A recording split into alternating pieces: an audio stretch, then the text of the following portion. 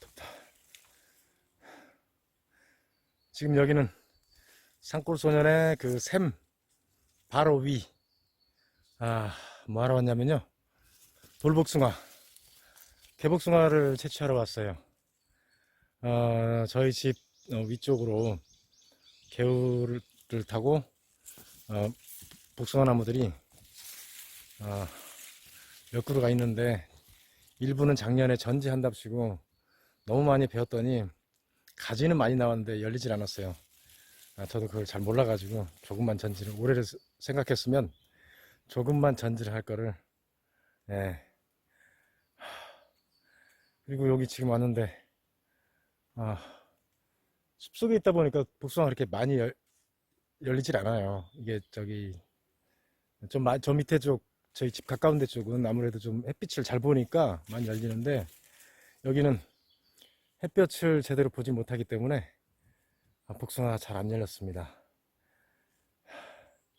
그리고 그래도 일단 채취는 해야죠. 조금씩 조금씩 여러 그루를 해야 한 10kg, 몇 그루 해야 되려나? 한 서너 그루 해야 10kg 딸 것 같습니다. 부천에 사시는 김모모 저희 밴드 회원님께서 부탁을 해가지고 지금 이 개복숭아를 채취하고 있는데 이거 이 나무는 너무 조금 달렸다. 그래도 좀 굵은 것도 있고. 그런데 바로 옆에 이 나무는 이거 하늘을 향하니까 잘 안 보이네요. 아유, 나무는 엄청 큰데 잘 안 보이나? 아직도 복숭아가 이렇게 조그마해요. 지금 여긴 더 응달 바로 5m, 7m 거리인데 여기는 잣나무 때문에 더 응달이 져가지고 복숭아가 아직도 너무 작아요. 진짜 작다 이거. 어찌됐든 이것저것 이거 두 그릇 다 해봤자 한 5kg도 안 되겠다. 나무 엄청 크죠? 네, 복숭아나무 이렇게 큽니다. 근데 거의 복숭아는 뭐 몇 개 안 달렸어요. 음지다 보니까. 네. 자, 그리고 저 복숭아나무 뒤쪽은 지금 제가 내년을 위해서 올해는 전지를 좀 하고 주변 잡목을 좀 제거를 했는데 내년에는 좀 많이 좀 열렸으면 좋겠는데 달의 나무도 제거하고 물풀의 나무도 제거하고 작업을 좀 했습니다. 내년에는 아마 좀 더 많이 열릴 겁니다.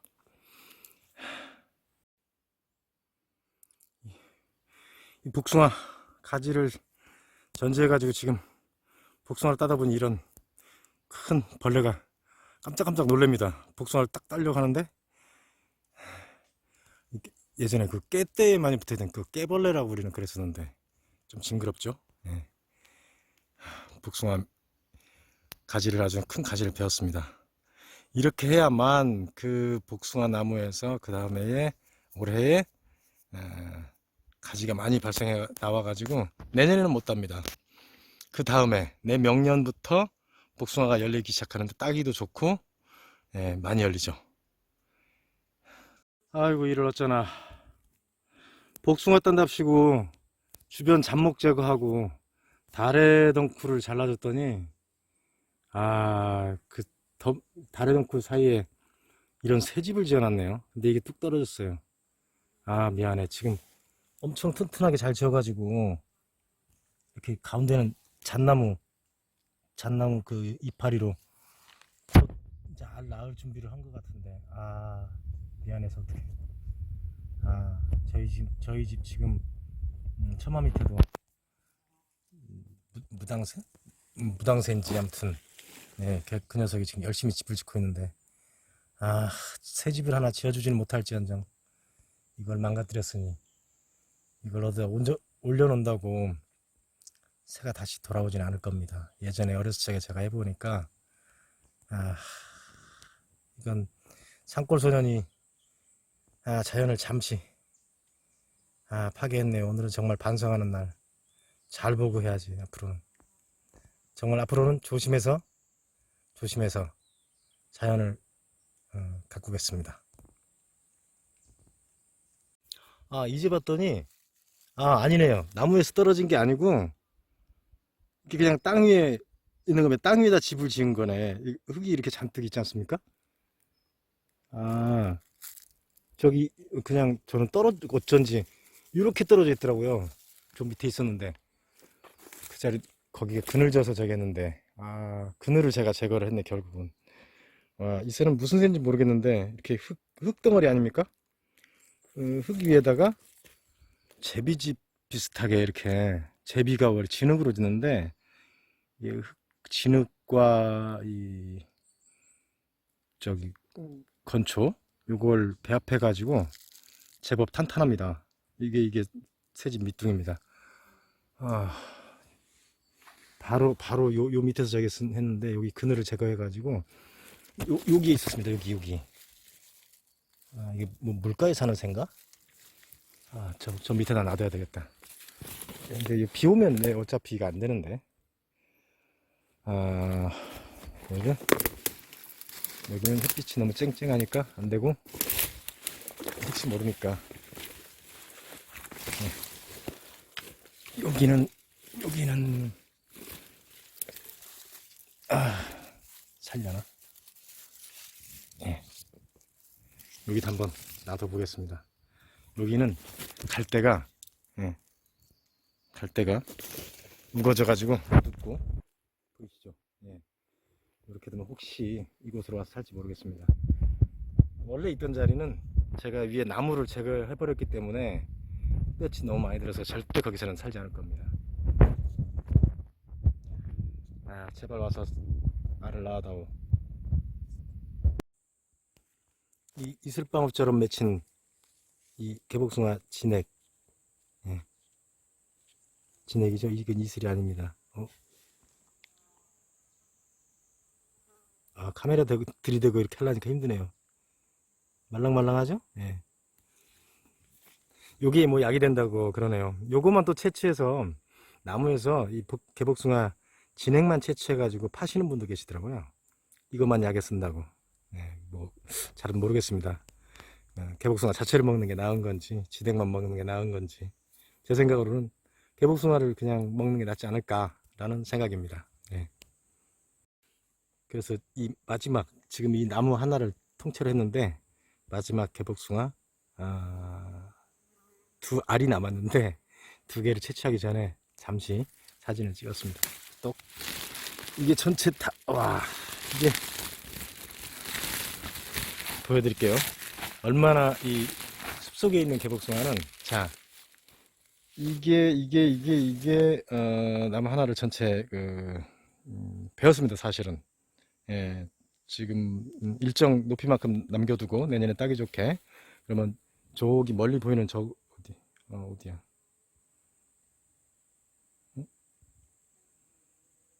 또 저기 지금 좀 잘 안 보이네. 이게 줌인 해야 되겠네. 요 나무입니다. 요 나무 지금 보이는 거 있죠? 예, 저기서 이제 잔가지가 나와가지고 내명년부터 복숭아 좀 많이 열리죠. 어떤 분들은 제가 이렇게 확 잘라버리니까 아예 뭐 절단 낸다고 막 야단치시는 분도 계시는데 모르시는 분들 말씀에 제가 다른 작년에 전지한 나무를 한번 보여드리겠습니다. 예. 어떤 현상이 나오는지 개복숭아를 채취하고 이렇게 전지를 잘 해줘야 그 다음에 더 쉽게 따고 더 많이 열리고 그렇습니다. 어찌됐든 이 큰 나무를 전체를 개복숭아를 땄는데 확인해 보겠습니다.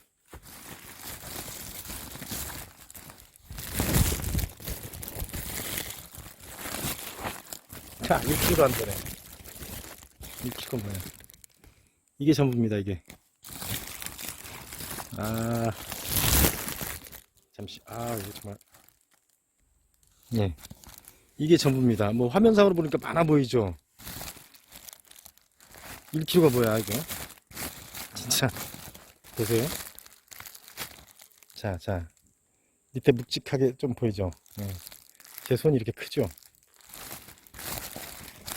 야생 복숭아를 채취한다는 게 굉장히 어렵습니다. 사실은 나무 하나에서 뭐 얼마 나오질 않아요. 물론 많이 열린 곳은 또 많이 열려요. 햇볕 잘 들고 영양 상태 좋으면 많이 열리는데 이제 다른 나무는 좀 많이 열린 게 있습니다. 그것도 보여드리겠습니다.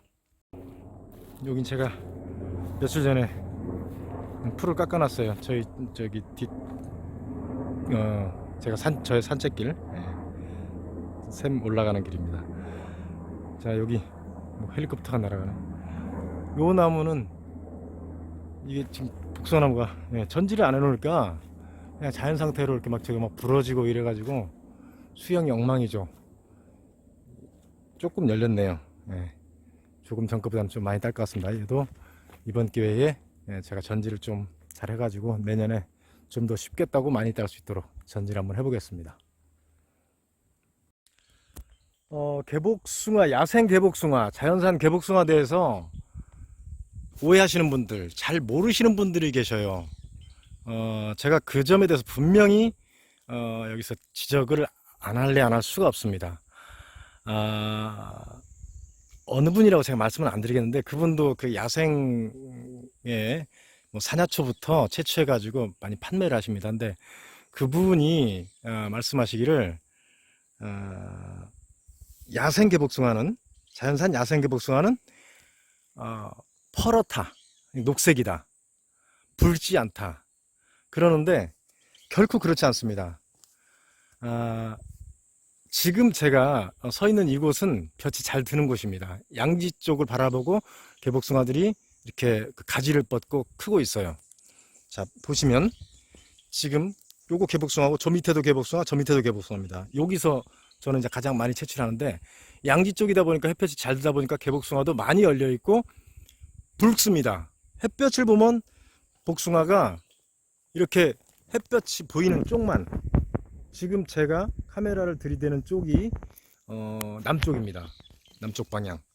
남쪽 방향으로 아까 조금 전에 그 채취했던 곳은 사실상 햇볕이 들더라도 굉장히 그 적게 들고 많이 들질 않습니다. 그렇기 때문에 복숭아가 전부 다 녹색이었죠.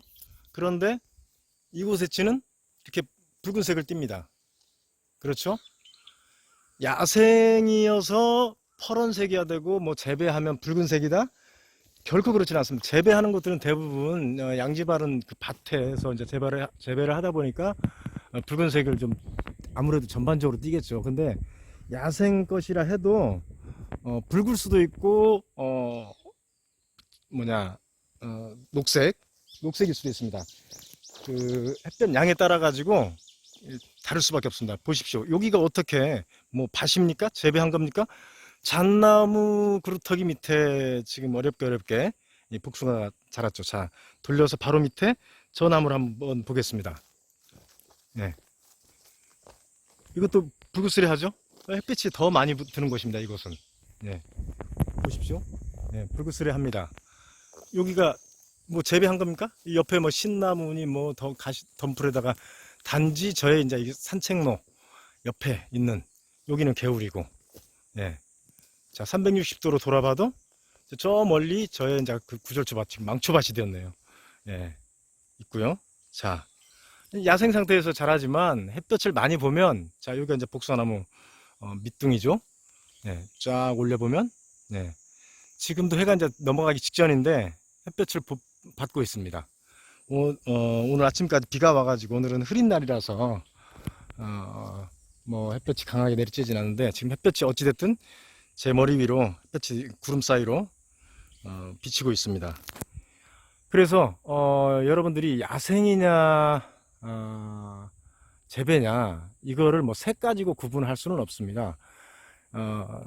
아무래도 야생 것들은 좀 단단한 경향이 있어요. 나무 자체도 그렇고 뭐 헛개나무나 이런 걸 저기 해봐도 열매도 그렇고 재배를 하다 보면은 아무래도 좀 퇴비나 이런 걸 주기 때문에 잘 크죠. 무럭무럭. 그리고 굵기도 좀 굵고 그런 경향은 보이지만 명확하게 구분하기는 사실 어렵습니다. 그리고 시골에서는 거의 개복숭아를 야생 상태에서 그냥 그 산비탈 가에 있는 거, 이게 따기 좋고 또 볕이 잘 드니까 산 비탈에 있는 것들은 아무래도 볕이 좀 잘 들죠. 근데 숲 속에 있는 것들은, 저도 숲 속에서 오늘도 지금 조금 전에 다녀왔어요. 근데 나무는 큰데 이게 그 잣나무라든가 이런 다른 큰 나무들 사이에서 크다 보니까 위로만 쭉쭉 컸는데 나무는 큰데 정말 몇 개 안 달렸어요. 그래서 너무 따기가 힘들어서 그냥 포기하고 저도 그냥 집 주변에 지금 일단 따고 또 저 건너편에 가서 좀 채취할까. 부천에 사시는 그분이 30kg를 부탁하셨는데 30kg 언제 딸지 걱정입니다. 예, 일단 열심히 따 보겠습니다. 지금 이 두 그루 세 그루에서 좀 따야 될 텐데 이거 다 해도 뭐 10kg 될까? 안 될 것 같습니다. 예, 일단 열심히 따보겠습니다. 이거 뱀딸기입니다. 뱀딸기. 못 먹는 딸기라고들 하는데 저희는 어렸을 적에 이 뱀딸기를 따서 먹었어요. 지금 비가 와가지고 조금 때가 지났네요. 먹어도 뭐 하등에 저긴 없는데 그렇게 맛있진 않아요. 솔직히.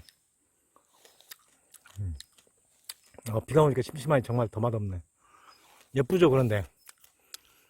구절초 밭에 이렇게 한쪽 편에 뱀딸기가 잔뜩 아주 그냥 뱀딸기 밭이 됐습니다. 아주 그냥. 예쁘죠? 그런데 얘도 있을 곳에 있지 않아서 제가 뜯어내야 됩니다. 구절초를 위해서. 얘 때문에 구절초가 죽었어요. 저기 구절초. 저 멀리 보이는 게 이제 구절초인데 화면상으로는 멀리인데 2m 밖에 안 됩니다. 뱀딸기 여러분들에게 뱀딸기도 이렇게 군락을 이루면 예쁩니다. 그래서 예쁜 뱀딸기를 보여드리려고 제가 잠시 짬을 내서 촬영을 해봤습니다. 시간도 시간이 급한데 시간이 없어요. 지금 오늘 이거 따서 보내드리기로 원래 했는데 도저히 오늘 딸 수가 없네요. 영상 촬영을 하다 보니까 시간이 너무 많이 걸려요. 내일은 영상 촬영 안 하고 그냥 제가 유튜브에 영상을 올린 지가 꽤 오래되니까 구독자가 완전히 멈춰버렸어요. 그래서 부천의 김 선생님한테는 좀 죄송하지만 제가 오늘은 영상 촬영하면서 조금씩 따고 내일은 오늘 거고 내일 거 모아가지고 보내드리겠습니다. 그날 채취해가지고 그날 보내드려야 가장 신선하게 보내드려야 세상인데 그렇게 막 많지도 않고 복숭아가 제가 저희 집 주변에 전지한답시고 작년에 전지를 너무 과하게 했어요. 근데 그렇게 해야만이 올해는 제가 채취를 못하더라도 내년부터 좀 더 쉽게 더 많이 채취를 할 수가 있거든요. 그래서 그랬더니 지금 집 주변에는 복숭아가 많지 않아 가지고 건너편 산에까지 이제 가야 복숭아를 어느 정도 좀 채취를 할 수 있을 것 같습니다. 복숭아 진짜 이거 엑기스 뭐라고 그러지? 그러니까 발효 엑기스 그거 해놓으면 진짜 한여름 시원하니 그 복숭아 향 얼마나 좋습니까? 네. 제가 이렇게 나무 막 또 막 사정없이 제낀다고 제발 태클 좀 걸지 마세요. 복숭아 나무는 원래 복숭아 나무 매실나무는 두드려 패가면서 따는 겁니다. 옛날 어른들한테 물어보십시오. 매실은 대나무로 저 남쪽 지방에서는 대나무로 후려쳐 가지고 매실 땁니다. 그래서 가지가 부러져야 또 새 가지가 옆에서 나와서 그 매실이 많이 열린다 이런 논리인데 어찌됐든 사실은 그대로 놔두면 그렇게 많이 열리질 않아요. 해가리도 많이 하고 그래서 전지를 자꾸 해줘야 됩니다. 가실라면 근데 뭐 야생 것이다 보니까 그냥 채취만 해가는데 저는 저희 집 주변이니까 저도 그동안에 그냥 따기만 했어요. 매년. 그런데 작년부터는 아니다. 해마다 내가 따는 거 좀 더 쉽게 따고 많이 따자. 뭐 많이 딴다기보다는 전지를 해서 나무를 자그만하게 하기 때문에 쉽게 딸 수 있는 거죠. 나무가 높지 않으니까 그냥 자연 상태로 놔두면 지금 저 밑에 나무처럼 너무 커요.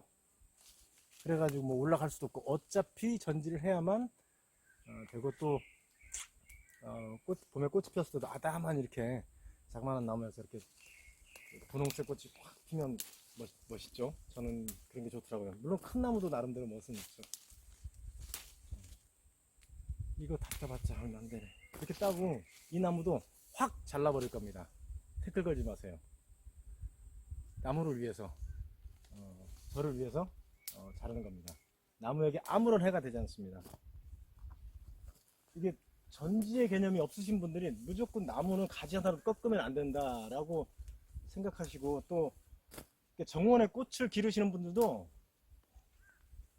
적심이라는 게 있어요. 적심. 이게 국화나 구절초, 뭐 베르가 뭐 이런 거 키가 많이 큰 것들 있죠. 적심을 하지 않으면 꽃이 크기만 하고 몇 송이 피질 않아요. 그래서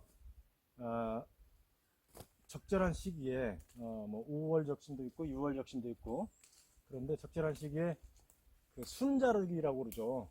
고추는 순자르기 안 하는구나. 순자르기를 해주면 옆에 가지가 나가 되게 더 많이 나서 꽃이 훨씬 더 많이 피죠. 그런 원리로 이거 전지 같은 경우도 꼭 해줘야만 됩니다. 사실은 그래야 더 쉽게 딸 수 있고 더 많이 딸 수 있고 그런 거죠. 그렇기 때문에 괜히 저도 뭐 이거 나무를 작살을 내면, 어느 분이 그 작살 낸다고 하시는데 작살 내면 그 다음에 못 따면 저도 손해죠. 그런데 왜 나무를 자르겠습니까? 더 좋게 하기 위해서, 더 좋은 결과를 얻기 위해서 전지를 하는 거죠. 아무튼 이제 손에 닿는 곳은, 따기 쉬운 곳은 거의 다 땄으니까 이제 이 나무도 확 잘라야 되겠네요. 전지.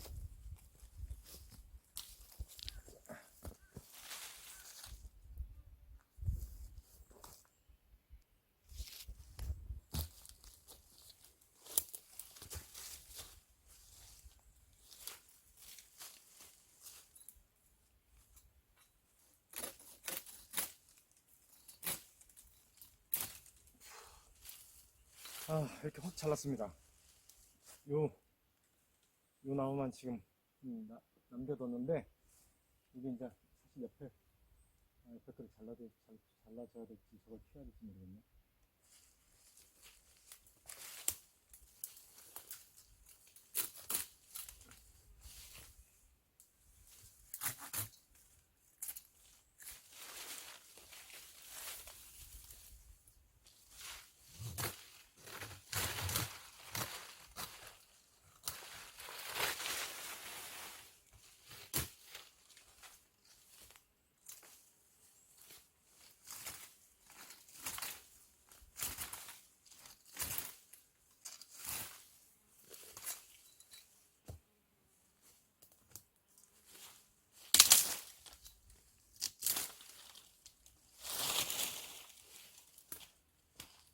예. 이렇게 잘라주면 내년에는 올해 여기서 순이 가지가 막 납니다. 그래서 내년에는 채취를 못합니다. 내명년부터 복숭아가 이제 주렁주렁 열리겠죠.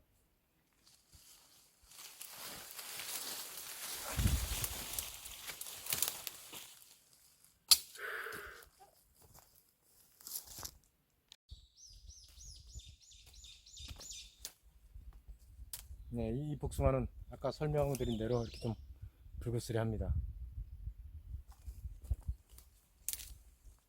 그런데 같은 양지 쪽인데 바로 밑에 나무는 또 이렇게 또 붉지가 않아요. 그러니까 나무마다 전부 성질이 좀 다릅니다. 거의 똑같은 위치인데 바로 밑에 저기 있는데 저기도 양지 쪽이라서 햇빛이 잘 드는데 붉지가 않아요. 그래서 어떤 획일된 단편된 지식 가지고 어떤 그 논리를 성립시키면 안 된다고 저는 그렇게 생각합니다. 자연은 상당히 그 환경에 따라 가지고 다양한 형태를 보여줍니다. 꽃 피는 시기도 같은 땅에 있는데도 바로 옆에 나무인데도 시차가 있지 않습니까? 사람도 각기 성격이 다르고 뭐 식성도 다르고 그렇듯이 나무도 마찬가지입니다. 제가 자작나무 수액 채취할 때 그런 말씀도 드렸죠. 물맛이 나무마다 다르다고. 복숭아도 나무마다 맛이 다릅니다. 어떤 것은 이게 익었을 때, 이게 이제 여름, 그러니까 이제 8월경 추석 전에 그때쯤 되면 이게 이제 익습니다. 그때 물론 그때는 이제 막 벌레들이 복숭아만 다 침투해 있어요. 그런데 뭐 벌레만 먹지 않고 그냥 복숭아만 이제 먹으면 정말 상큼하니 맛있습니다. 일반 복숭아는 이제 많이 단데 개복숭아는 단맛도 살짝 나면서 그 프레시한 맛이 정말 저는 일반 복숭아보다 훨씬 맛있습니다. 그때 이제 복숭아를 따먹어 보면 어느 건 정말 맛있고 어느 건 좀 정말 심심한 복숭아도 있어요. 나무마다 이제 다르다는 얘기죠. 그래서 그러나 이렇게 딱 만져보면 자연산은 정말 단단하다는 그냥 느낌이 듭니다. 말 그대로 돌복숭아라는 말을 하는 이유가, 그런 이름이 붙은 이유가 단단하기 때문에 그러지 않나 라는 생각이 듭니다. 뭐 영상으로 어떻게 그 단단함을 제가 표현할 수는 없는데 단단합니다. 정말 무엇이든지 이렇게 속성으로 큰 것들은 모르겠죠. 재배한 것들은 아무래도 속성이라고 볼 수가 있죠.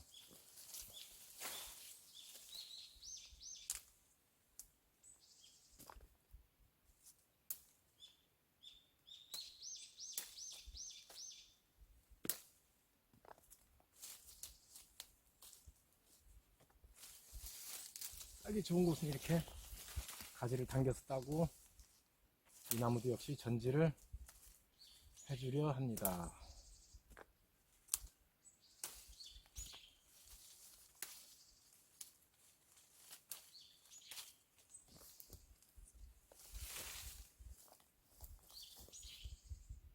예, 이 나무도 과감하게 전지를 했습니다. 여기서는 조금 따겠네요. 네, 베어낸 가지죠. 저 밑에 저기 지금 큰 나무 하나 보이죠. 저것도 잘라야 됩니다. 나무가 저렇게 크면 딸 수도 없고 어쩔 수 없이 대나무로 후려쳐서 따든가 베어서 따든가 해야 되는데 올해 저걸 과감하게 전지를 하겠습니다. 물론 내년에는 수확할 수가 없죠.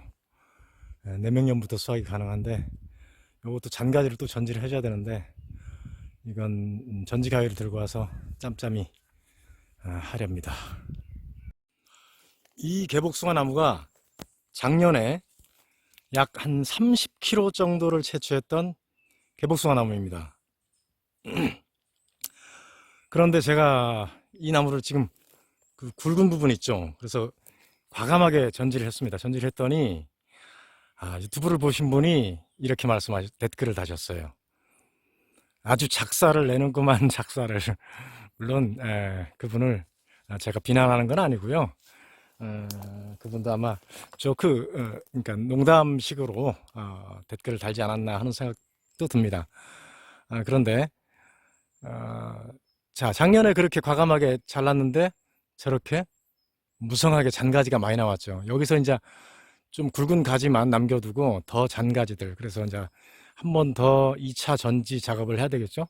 그러면 내년에는 정말 무성하게 개복숭아가 달릴 겁니다. 그리고 낮기 때문에 따기 좋고, 이 나무 또한 역시 그 남쪽 방향으로만 이렇게 커가지고 태풍이 분다든가 그러면 부러질 수가 있었어요. 그럴 경우에 나무의 밑둥 밑에 부분에서 부러지게 되면 정말 이 나무가 회생 불가능 상태가 될 수도 있거든요.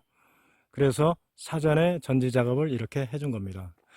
그래서 개복숭아 나무는 물론 모든 그 전지를 보통 겨울에 하는 걸로들 알고 계시는데, 물론 겨울에 해도 되는데 개복숭아도 채취하고 겸사겸사 저기 하려면 저 같은 경우는 채취했을 때 그때 전지 작업을 해줍니다. 이렇게 했습니다. 내년을 한번 기대해 보겠습니다. 오늘의 마지막 개복숭아 나무입니다. 이제 해가 미역미역해서 여기까지 채취하고 나머지는 내일 채취해야 되겠습니다. 마지막 나무가 가장 큰 나무라서 지금 저렇게 지금 제가 다 잘랐죠. 내년에 이제 지금 일부 가지는 좀 남겨두고 내년에 조금은 따기 위해서 나머지 이제 잔가지들이 남아가지고 내명년쯤에는 좀 따기가 수월할 겁니다. 나무가 너무 커가지고 이쪽으로 가지가 휘어져서 끊어질 것 같아요. 그래서 어차피 전진을 해줘야 되고 이게 자꾸 양지 쪽으로만 가지를 뻗다 보니까 이렇게 삐딱하니 나무가 이렇게 자랍니다.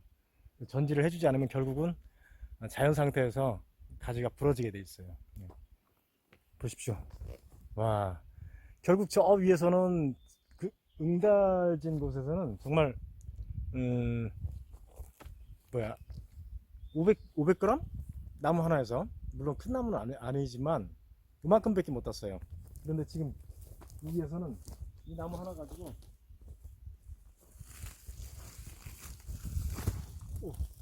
무거울 정도로 많이 땄습니다. 근데 이게 다가 아니에요. 두 나무 지금 하나 둘셋총 네 나무 네 그루에서 처음에는 500g 두 번째도 뭐 좀 더 나왔나? 그리고 세 번째 나무에서 좀 많이 땄고요. 뭐 근데 여기 한 10kg? 채 안 되겠다. 10kg 정도 되겠네요. 나머지 따면 20kg는 채 안 되겠지만 그래도 상당히 좀 채취를 했습니다. 대신 내년에는 이 나무 올해 전지한 나무에서는 거의 열리질 않아요. 내년에 열리고 작년에 전지한 나무에서 내년에는 좀 많이 열릴 것 같습니다. 사실 저희 집 주변에는 숲속에 복숭아 나무가 엄청나게 많은데 딸 수가 없어요. 따기가 힘들고 쫙 높은 곳에 있고 뭐 몇 개 안 달리고 나무는 막 키만 엄청 커가지고 높은 곳에 그 복숭아가 좀 달려 있는데 정말 뭐 몇 개 안 달려 있어요. 막 열 몇 개 달린 것도 있고 막 그늘이다 보니까 그래서 어쩔 수 없이 이제 저는 이쪽 양지 쪽 그러니까 완전 숲속이 아니라 볕이 드는 곳에다가 복숭아나무를 좀 심어볼까 합니다. 그렇다고 그건 재배는 아니에요. 저도 재배는 싫어하기 때문에 그냥 산빛 아래 심어놓으면 지가 알아 잘 큽니다. 복숭아나무는 정말 이렇게 잘 크기 때문에 심어만 놓으면 봄에는 꽃 구경하고 이렇게 초여름엔 개복숭아 채취해서 개복숭아 청 아니면 발효액 언제 발효액하고 청의 차이를 좀 사실은 제가 말씀을 좀 드리고 싶어요. 일반 분들은 청과 발효액의 차이를 잘 모르시더라고요. 시간을 내서 한번 청과 발효액의 차이를 말씀을 드리겠습니다. 네. 이상으로 개복숭아 산골소년의 개복숭아 채취 현장 촬영은 여기서 마치도록 하겠습니다. 내일은 촬영 없이 그냥 채취만 할 겁니다. 이건 촬영하다 보니까 개복숭아 딸 시간이 없네요. 자, 그럼 오늘도 해가 이제 기울어져 가는데 하루 일과 잘 마무리하시고 지금 몇 시쯤 됐을까? 시간도 안 봤네. 하루 일과 잘 마무리하시고 좋은 저녁 되십시오. 네, 산골소년은 이만 인사드리겠습니다.